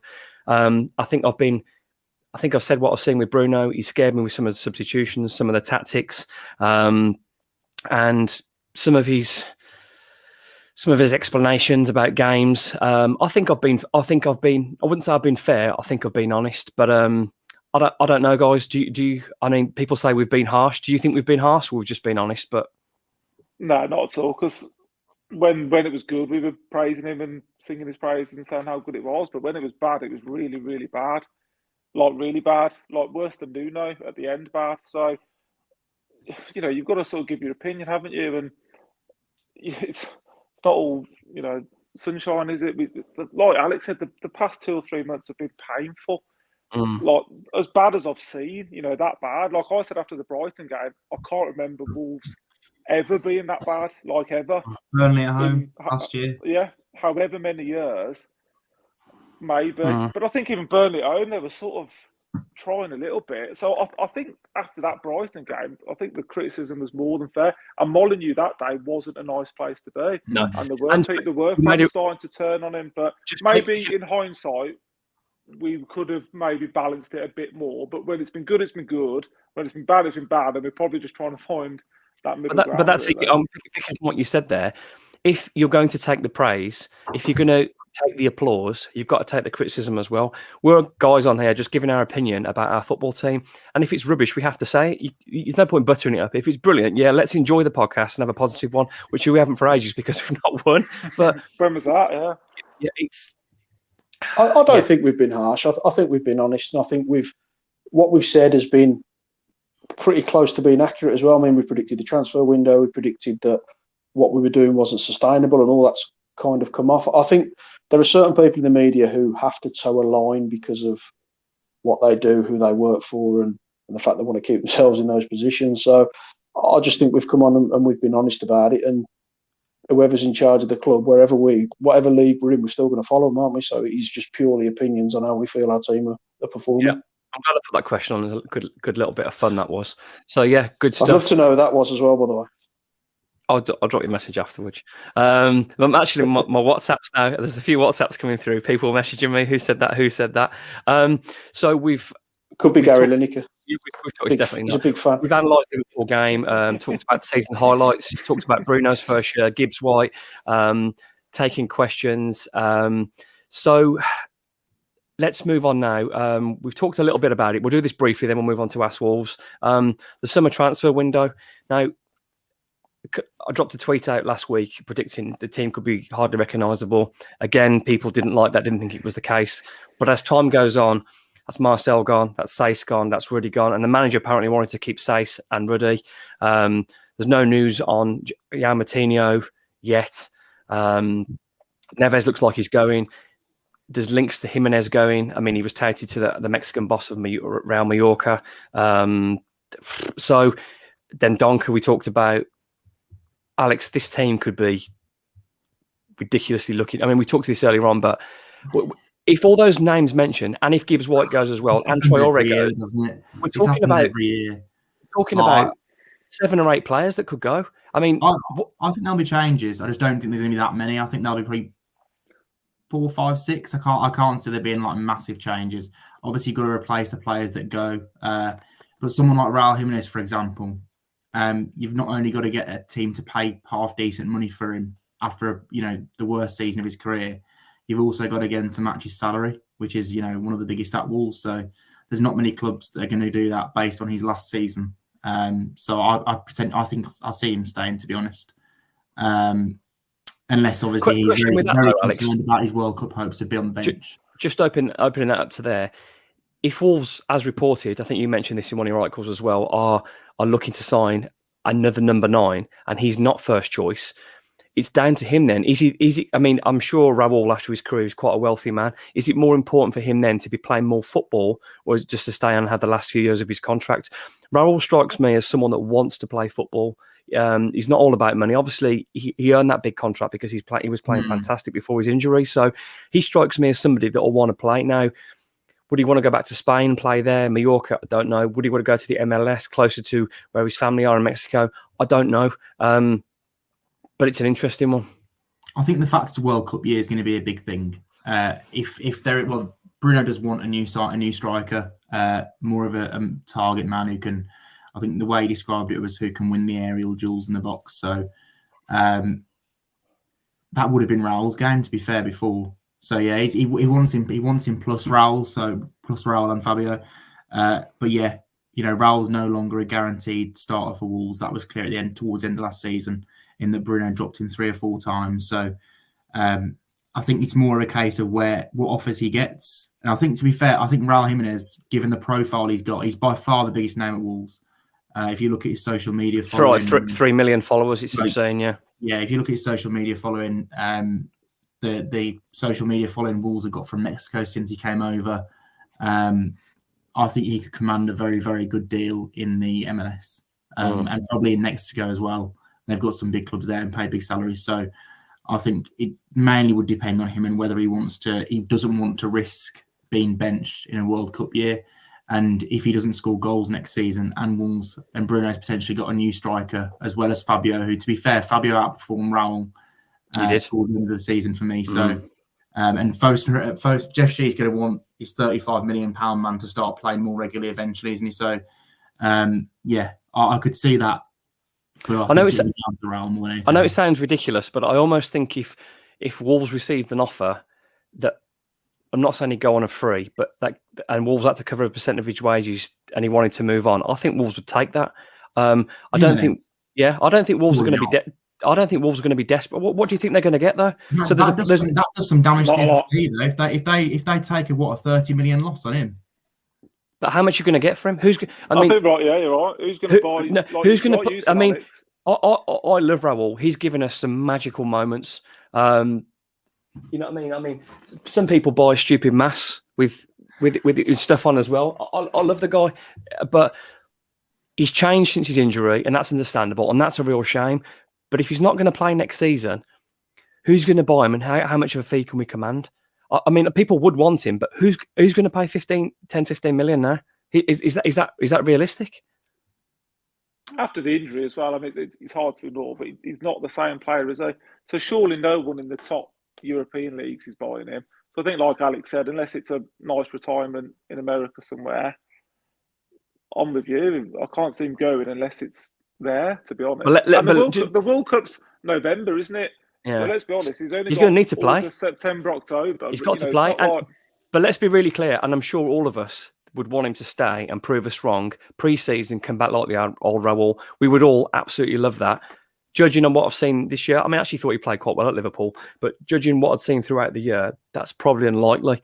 And I think Raul is going to want first-team football, which isn't guaranteed. So, Ryan, again, Alex, for 2 months after he scored that goal against Southampton, I thought he was really, really good.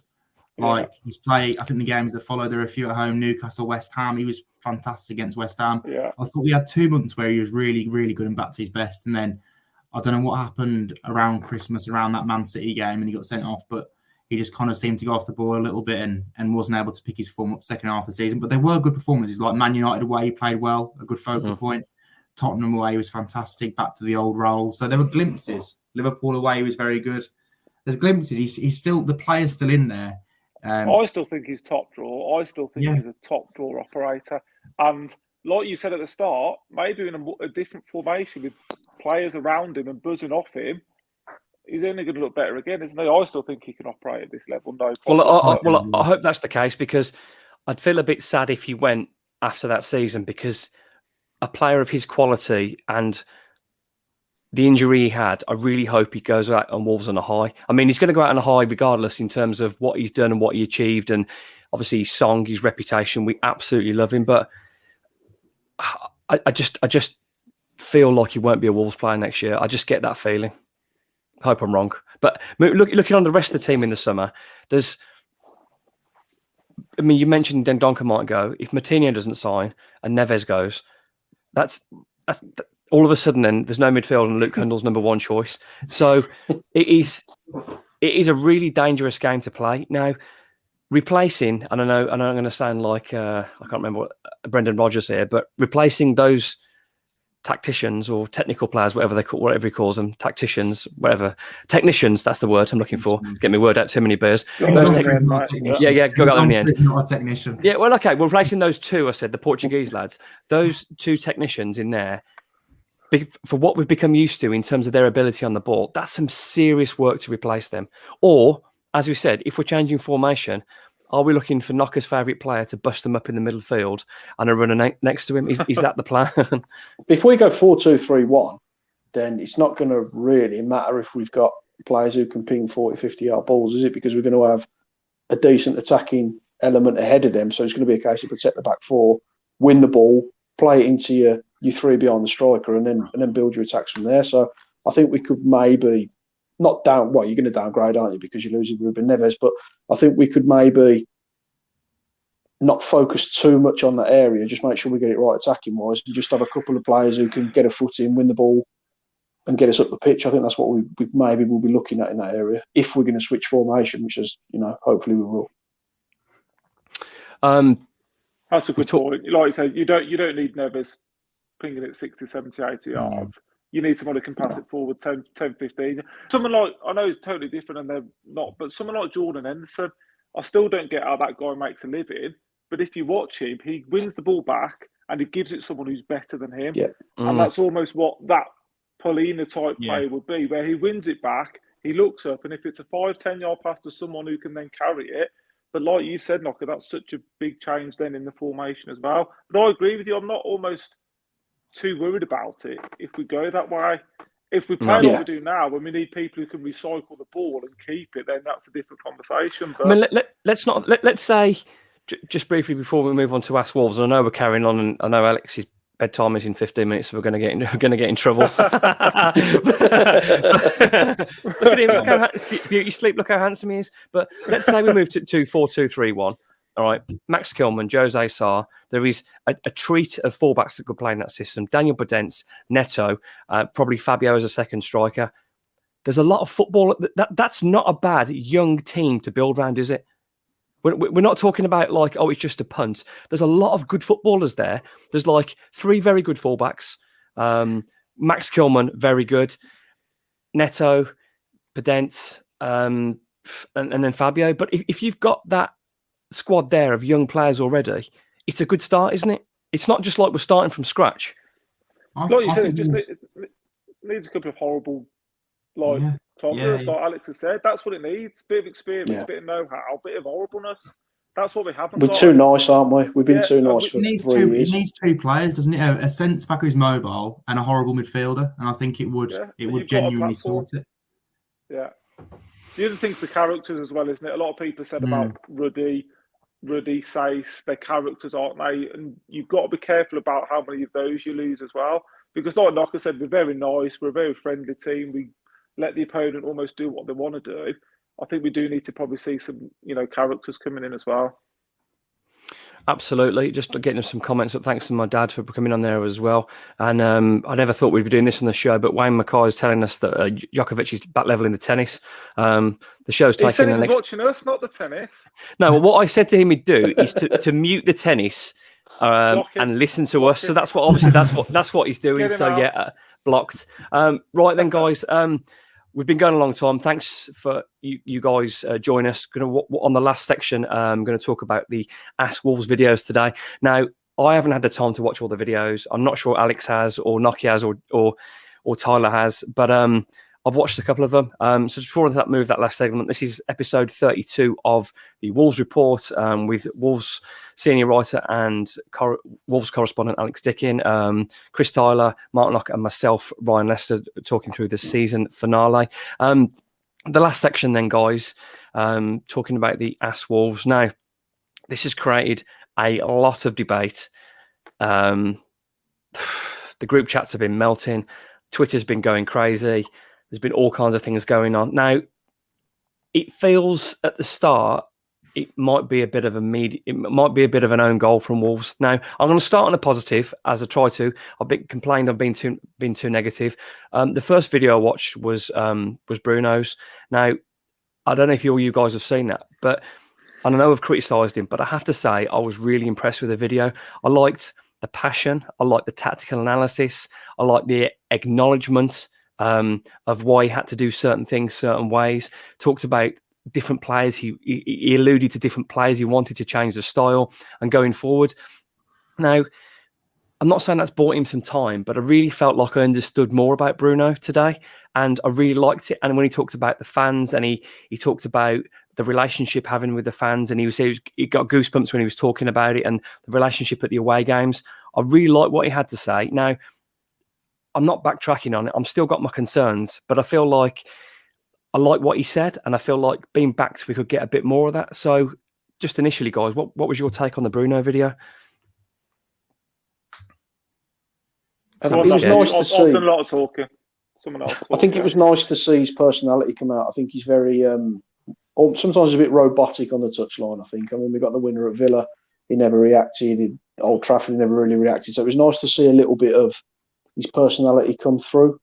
And yeah, I'm with you. I thought he came across really well. He came across like a guy who really wants to succeed. He's a student of the game, isn't he? So I liked it. I thought it won a bit of favour. That was probably the one positive that's come out of this today. I mean, Alex, I know we've. I'm watching the Bruno one in the morning, so. Okay, no. Tyler, have you seen the Bruno one? Only snippets of it. Some of us have to work. Ryan and Nocky, we have jobs as well. I think on the flip side, no need for that, is Ryan, I don't know. I'm probably being a bit cynical, but you seem to have been a little bit swayed by an interview. Has he had to come out and do that interview because of how bad it was? I'm all thinking about it a bit too much. But like we said a few minutes ago, when it was bad, it was bad. And I think there has been a bit of a lack of a relationship between him and the supporters. I think certainly at Molineux, but I don't know if that was on the back of what we had with Nuno. I think any new man coming in would have probably struggled to build that relationship so quickly. So, I don't know. He seems to have worked his magic on you. Is it a bit of a PR stunt? Is it... is the timing also a bit? End of the season, it wasn't very good. Maybe so, but try and explain it. I don't know. Maybe I'm being a bit negative. But he doesn't strike me as a man that could run through a script. The answers felt very honest, and I know obviously Johnny doing the interview, that they would have been aware of what's going to be asked, because that's just obviously Johnny's going to work for the club. He's only going to ask a certain amount of questions that the club are going to allow, and that's fine. I just felt I saw a different side to. I felt like it was quite honest. I like what he had to say. And I like his explanation for why Wolves had to play a certain way, because of probably the lack of pace and the lack of mobility in the team. And I just felt like, obviously, he's the professional, but I felt like he was seeing what we were seeing, you know what I mean, in terms of our frustration of being stuck in playing one system with the certain players that we have. But moving away from that then, have we all watched Jeff's video? I'm assuming. Here we go. Right then. Alex Dickin, senior writer, Birmingham Mail, Wolves correspondent. The floor is yours. To be fair, I honestly don't understand why Jeff did it. To be honest, I'm not sure what was to be gained from it. I know I love the idea of, and to be fair, I've called for him in the past to come out and explain things to fans. I don't really necessarily explain things. He just kind of repeated a lot of what he said last year in terms of what fans are concerned about, the transfer window, the lack of investment. And it does seem like Wolves are headed towards a very similar window in terms of sell to buy again. I think today he emphasised a lot more on the other side of the club, the brand that we've all kind of become accustomed to over the last year or so, more than anything. Mentioned Wolves records and that he's in talks with Warner about that. Mentioned esports a hell of a lot, and these are obviously great things. And in terms of building the club's brand, but like we said earlier, the club needs to be in the Premier League for that brand to continue, or to continue growing at this rate. And I almost feel like they've taken their eye off, the main pull of Wolverhampton Wanderers, which is actually the playing squad, and focused a little bit too much on other things. And I was listening to it actually a lot, and he mentioned Man United a couple of times and how Wolves have got 200,000 fans in Wolverhampton. Yeah, I didn't like this. To become as big as Man United, you can't compete with a club like Man United who've got 100 million fans over the world without kind of engaging with fans in China, fans in America, fans in esports or something. You're on about engaging with fans on esports and things, whereas you can't engage with the fan in the street or something, which I found strange. But the main thing is when you look at Man United and their ownership, what Man United fan wants their owners to be the owners, wants the Glazers to be owners of Man United. If that's the direction Wolves are headed, and that's what they want to become, then it's going to become the same. There's going to be a massive disconnect between the fans, particularly those on the ground who go to games every week, and the owners. And it's already coming, to be honest. I think she admitted as well in the interview that he feels like Fosun and a portion of the Wolves fans, he mentioned the ones on social media, I think he's probably on about you three, aren't on the same page. That's who's been watching the poddy. Got you. Mentioned they're not on the same page. So, I don't think that's true. I know what you're saying, but I think Jeff's misread that. I think most people are aware of the model in terms of what we're going forward, and I'm okay with that. What I'm not okay doing is with bad business. And going back to January, the Hwang deal, which pretty much indirectly admitted it was for commercial reasons, and the Traore deal, those are the things that bug the fans the most. I don't mind if we're a self-sufficient model, I can accept that because if you want to be honest about it. But it was. But that's it, right? They weren't honest about it. But this is Jeff's got himself to blame, and that he set us up that we're going to compete with Manchester City. This is my next point. Backtracked. One of the things that annoyed me is there was absolutely no explanation to why there's no money, and surely there has to be an explanation why, because he didn't explain. We need to do why didn't he tell us there was a reason, and then maybe the fans could understand a little bit more because. But doesn't the lack of that a lack of transparency? Tell us why there's no money. Explain it, and he mentioned the pandemic again. Like he did last year. Well, he's mentioned FFP, mate, but we're breaking even for years. Yeah, the FFP one's a weird one because Wolves came out of the UEFA FFP, didn't they? I think it was in March. And I was reading the article again earlier. So yeah, that's the thing. And there are so many clubs like Aston Villa have already signed. We keep mentioning because to be fair, their business has been very good so far. They've already signed 3 top players. They've paid 17 million for Coutinho and obviously giving him a decent salary as well. Boubacar Kamara on a free, they've definitely given him a decent salary. And Diego Carlos, who Newcastle couldn't sign in January, they've given, paid, I think, 25 million, 26 million for him. And I'm guessing he's getting a very good salary as well. So, they're not having issues with FFP. And Wolves are obviously going to be in a better FFP position than Aston Villa, having been in the Premier League is a year longer. So, and getting that TV money for an extra year. So, it's I can understand. It's a lot of smoke and mirrors, though, isn't it? It's a lot of smoke and mirrors with Wolves. There's very much sort of a lot of misdirection. I mean, the FFP stuff was used to protect us not signing anyone, and yet we knew that self-sufficient model wasn't going to lift at the end of FFP. I just think that they've got us into a position now where they think for us to go to that next level, if we want to challenge the top 6, it's just too far out of our reach. So if we can sit comfortably where we are, push the brand, I think they'll be more than happy with that. Judging by this, he's hoping for a miracle in that he's hoping for a Leicester City and that they somehow have a freak season. There's a reason that was 2001. Yeah, literally. Yeah. Well, I think it was more than that, Ryan. Well, I've got no ambitions really of winning the Premier League in my lifetime because it's not going to happen to this ownership. And you know what? I'm okay with that. As I've said to these boys, once before it's time to depart, I would just like to see Wolves win a trophy. I'll be happy. A decent cup run. If we aren't going to compete and get into top 4, top 6, top 7, but who are going to be an established mid-table Premier League side, they need to take more emphasis and focus on trying to win a trophy, because it's all well and good selling the brand, but nothing sells the brand quicker than success. You don't have to be in European football. If you win the League Cup, all right, it's the lesser of the 3 trophies in England.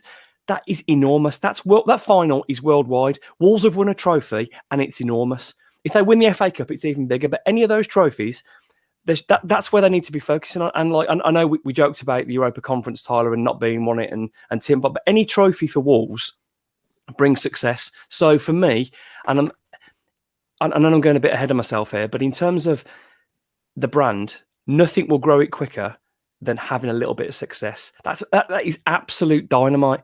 And if you neglect the team and then we start to struggle, it's going to become even more tougher. But I hate how we constantly talk about the brand. I know that that's the direction Wolves are going. That's what they need to kind of put forward. But there was a moment in that interview that Jeff Shee did earlier when he was actually asked about investing in the squad, and he actually asked the playing squad, obviously on about something else, whether it could be investment in the esports squad or wherever it is. But it should be their first port of call to be investing in the squad and actually moving the club up the Premier League. That when Wolves fans aren't asking for millions to be pumped in, they're just asking for a little bit of ambition and to not be kind of making profits in every single transfer. And that seems to be the way it's going on.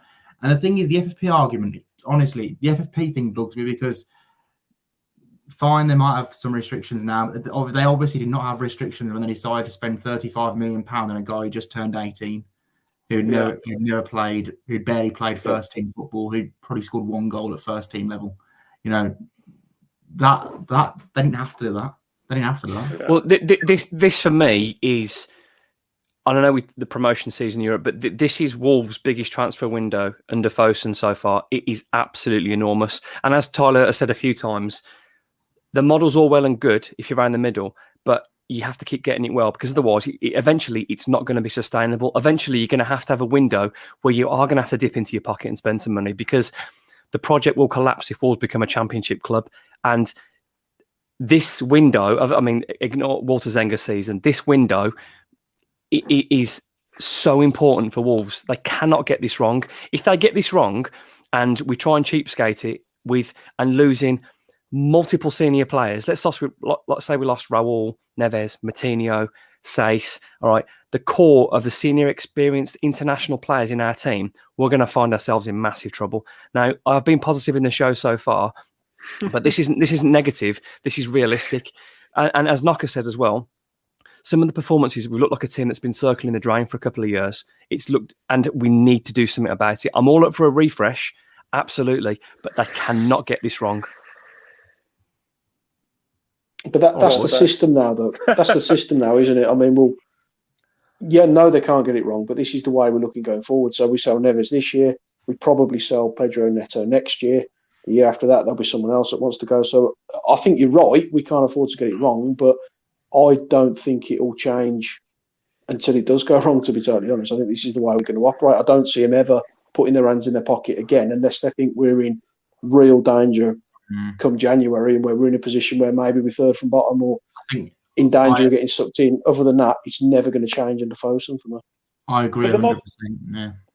But the model's not, I think we said it before, the model's not necessarily a bad one.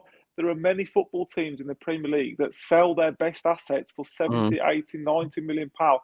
Tottenham did it with Gareth Bale. Southampton did it. Leicester did it with Maguire. And then they got better. I don't think any of us have got a problem if Ruben Neves gets sold. This isn't the problem. As long as the money's invested to it. Exactly. If it's going abroad and on whatever else, then we're going to lose faith, aren't we? But a lot of clubs sell their best assets and then reinvest it. This is it, and this is what I don't think. I think Jeff has misread us a little bit. I mean, I can't speak for everybody, but I'm certainly okay with this because, like you said, Leicester did it with Maguire. Southampton has sold multiple talented players, and it's sustained them to keep going forward. I'm okay with that. What I'm not okay with is what happened in January when they trigger a clause that didn't need triggering, and you loan out a player that would have struggled for minutes. Yeah, okay, I'm sure he'd struggle for minutes, and there's no clause in there. That's what Wolves fans are angry with. we don't mind the self-sustainable model. Well, I'm not speaking on behalf of everybody. I don't mind. I'm delighted where we're at, but it's how it's spent, not what we spend for me. But there was a comment from Sellers, wasn't there? Sorry, Chris. There was a comment from Sellers saying that he hopes and he'll be pushing to reinvest the Neves money, which is a little bit of a red flag for me, because that's kind of saying there's no guarantee that money we bring in is then going to go and be recycled back into the team. So that will create a problem for us, because we have to invest every single penny we get this year if we want to finish anywhere near where we are this year, or even stay in the division. That Neves money's got to sign 3 or 4 really good players. Absolutely. Well, what I would say to that comment is, I think little comments like that are dropped in to make sure everyone's aware that Wolves, they're not skint, but there's hardly any money to spend. For not 1 second do you want to give away that you have got money to spend in a window at any team. Because if you're Newcastle now and everyone knows you're minted, Chris Wood has another 5-10 million on top of him, and people will know more. If Wolves are painting the picture there now that it's limited funds, they might get better deals. But I've been painting that for 4 years. I mean, it's not a hidden secret now, is it, that we don't spend a penny in the window? So I think people are pretty much aware that we run a fully self-sufficient model. But yeah, I get your point. Right, gentlemen, coming to the end of the show, we've got no games to predict. So what we're going to predict, and it's going to be a painful one, is you're going to predict when Ruben Neves goes and how much he's going for. So that's our prediction. What a horrendous way to finish the season. That's what I'm here for. It started so positively as well. Bring on the hate, boys. Here we go. We'll start off with the professional and we'll work our way down. Alex Dickin, where's Ruben Neves going and how much is he going for? Where? At this moment in time, I'd say Barcelona, and I think it'll be some cash plus a player or players. Although I've read something saying Barcelona are on the verge of a financial meltdown again, so that's pretty throwing a spanner in the works. But at this moment in time, I'd say Barcelona is the most likely destination. And I could see him going. I think he's got to go in June, hasn't he? I think he's got to go in June. Yep. Tyler? You stole my words, exactly the same. I think June, Barcelona, just in player swap deals. Nocky? I think he goes to Barcelona. I think we get 1 player and 1 player on loan for the season. Crikey. Nothing, no money. Jesus Christ. Well, they've got none, have they? I mean, apart from Rafinha, they're trying to sign Rafinha, aren't they? I don't think we'll get as much as we think we're going to get for him. That's just that Adama deal's really hurt you, mate, hasn't it? Yeah. Is Neves only going on loan? Is Neves only going on loan, or is he? You wouldn't put it past them, would you, if we're being honest? That's but true. I think the risk factor is if another club comes in for him, because then it potentially goes into July. So I think you could see Newcastle coming in. You could maybe see. He's not going to. I'm not so sure about Man United or Arsenal, because I'm not sure they could sell it to him at the moment. I think Newcastle could offer a massive wedge of money, but I don't think they could offer him what he wants at the moment. There is absolutely. I don't think Neves jump at Newcastle, to be honest. There's no way he's been growing that top knot not to go and play for Barcelona. He's ready made. He's been grooming that Barnet lovely. I think he'll go. But if someone does come in and you get a bidding war, there is potential for it to drag into July, and that's when we start getting real problems. But again, it's a Wolvesy thing to do, isn't it? Why is it so Wolvesy? If you've got a top asset, you set your price and you say you want bids in by this date, and if you haven't done it, we're not selling him. You want ideal scenario is Barca and 3 players, isn't it? Three players. That's my prediction, Nocky. I think it'll be Barcelona and 3 players. But you know what? You wait until Patrick Catroni's captain next season. We'll see who's laughing then. Thank you, everyone. Well with Wang, wouldn't it? Oh, dear me. Thank you, everyone, for joining us for episode 32 of the Wolves Report in season 1. We've really enjoyed your company this season. Thanks for your comments on Twitter. Thanks for your comments on the Joe. Thanks for all your piss taking. It's been good fun. And thank you to all the pundits that have joined us. Alex has joined us for our end of season finale. Thank you to Knocker and to Tyler for joining us throughout the whole season. We're hoping to bring you a few off-season specials. Keep an eye on our Twitter, YouTube, and Facebook for those. I'm Ryan Lester, and this has been episode 32 of the Wolves Report. The Wolves.